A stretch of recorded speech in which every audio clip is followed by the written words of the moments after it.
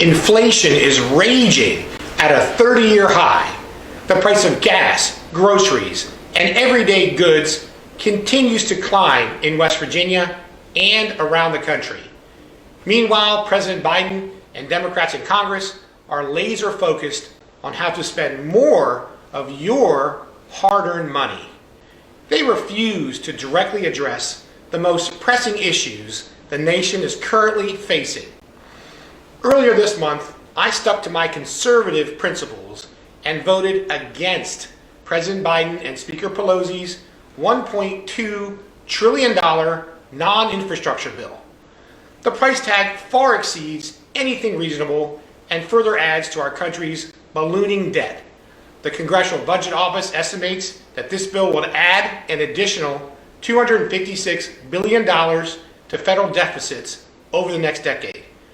After months and weeks of chaotic negotiations, Speaker Pelosi did not even have enough support in her own Democrat caucus before deciding to call for a vote.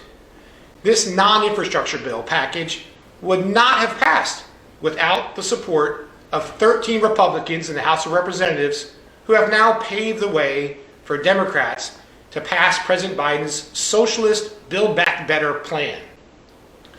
The total cost of the two bills is currently projected to be over $3 trillion. Between the non-infrastructure bill and the Build Back Better plan, these two multi-trillion-dollar packages will directly determine the fate of President Biden's reckless spending agenda. If the non-infrastructure bill was not dragged across the finish line by 13 House Republicans, the reckless Biden spending agenda would have been stopped dead in its tracks, as it had been all year. Look, I support better roads, bridges, waterways, and broadband internet for the great state of West Virginia. I would support these things in a bill if the Democrats would actually work with Republicans instead of just trying to ram everything through. I cannot support legislation that wants to charge West Virginians a tax on the mileage they drive and penalizes those who rely on gas-powered vehicles. The bill is also jam-packed full of billions of dollars for additional Green New Deal-inspired provisions on climate change and environmental justice.